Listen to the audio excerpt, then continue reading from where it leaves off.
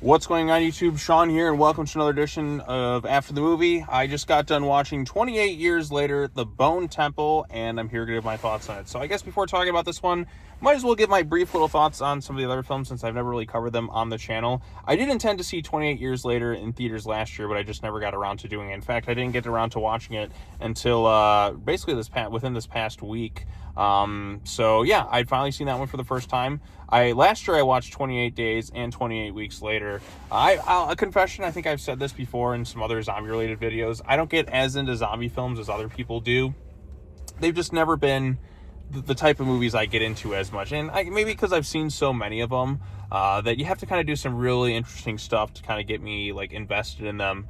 So 28 Days Later, I thought it was just kind of all right. Granted, that came out many, many years ago, and I didn't see it for the first time until years later. So a lot of stuff has come out after the fact to really kind of be, I guess, more interesting in that too. But I thought that was just kind of dull and didn't really get as invested in it. 28 Weeks Later has a fantastic opening, but then the rest of the film just gets kind of, nothing all that special. And there was a long time before they would get into the films afterwards. So there was rumors of a 28 Months Later, which never came to be, but 20 years had basically passed since the prior films. So like, okay, we're going to do 28 Years Later, which had a great trailer, plenty of marketing, but that one had a bit of a divisive reaction amongst people.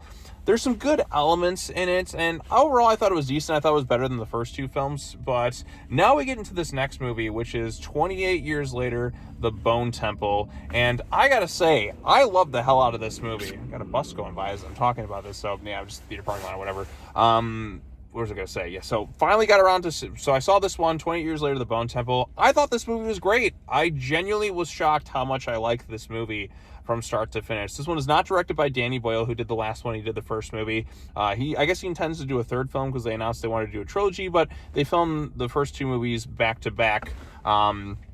Instead of a trilogy as a whole. So I guess they have plans for where they want to go, and you can see based on the ending of this film which direction they want to take it in, and I'm keen to drop it right now. And I don't know, maybe I don't want Danny Boyle to, maybe I want Nita Costa, who did this one, to take over for the next film. I know she's done other movies before, but out of the ones I've seen, because like she did The Marvels, which not very good, Candyman, which has some good stuff in there, but it just didn't quite hit the mark as well as it could have. This one's exceptionally good. This one's a really damn good movie. One of the best zombie films I've ever seen.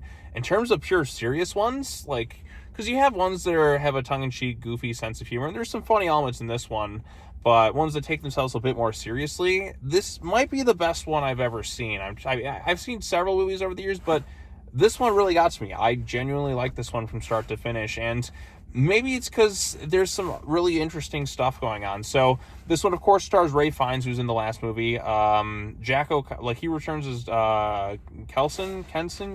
I'm already forgetting his name off the top of my head. Sometimes I'm forgetting things. But he also, there's the infected alpha zombie from the last film, Samson. You know, the one that had his dick hanging out like crazy and was just flashing it with everybody. I'm like, good God, man, put some pants on. Geez, like, holy hell, how do you keep that thing? Oh, never mind. So you had Samson the alpha.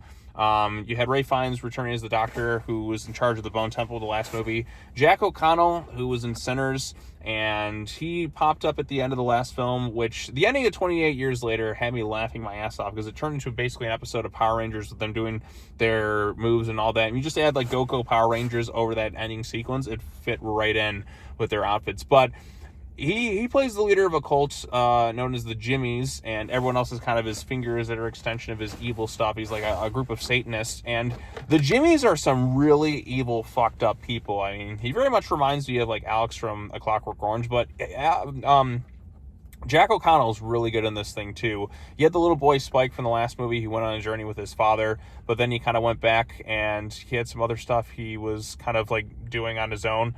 But there's some really like fucked up stuff with the Jimmies. Like he's like, even like the opening kind of happens, you have this kid and he's forced to kind of kill somebody, or he's just going to die. And there's some really heavy stuff like right at the beginning, but it's like a dark, twisted, messed up sort of thing going on there where you're just really unsettled with some of the stuff that this group is capable of. So you got that storyline with Spike and the Jimmies.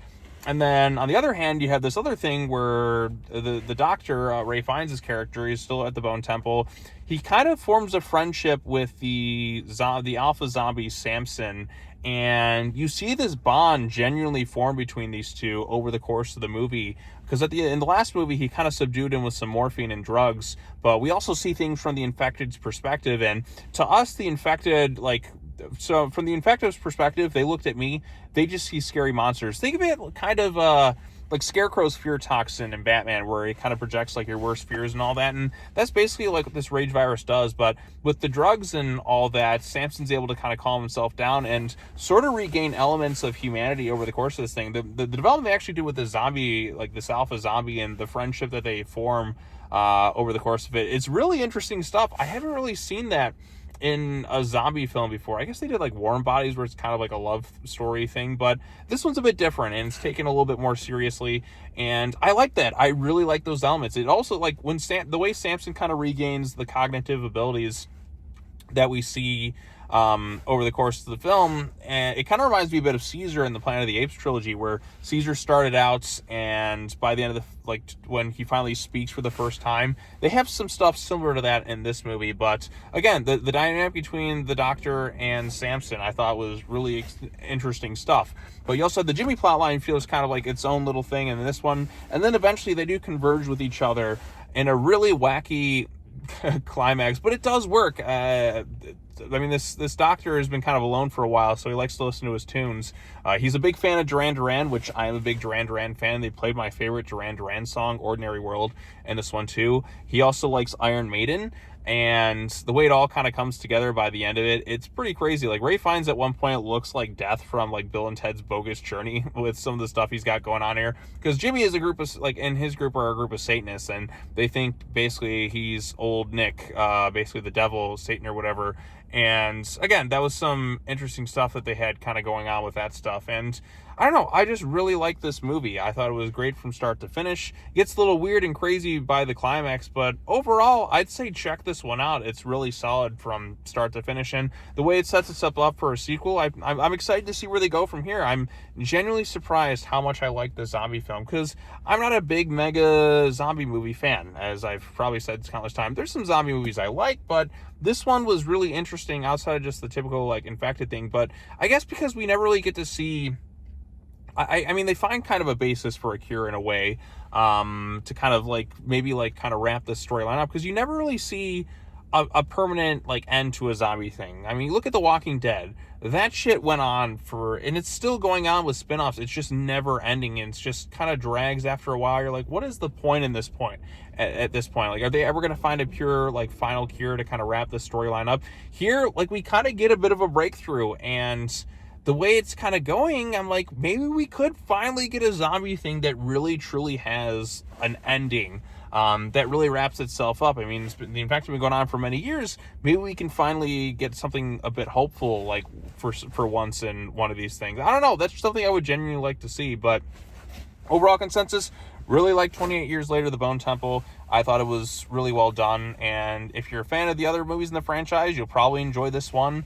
But even if you didn't like the other ones, I think this one's good enough for anyone to kind of jump in and kind of check out. Maybe you'll need like a quick little thing, but I really liked it. It definitely worked for me quite well. So anyways, that's all I really have to say. As always, take care now. Bye-bye then, and I will see you all in the next video. Peace out.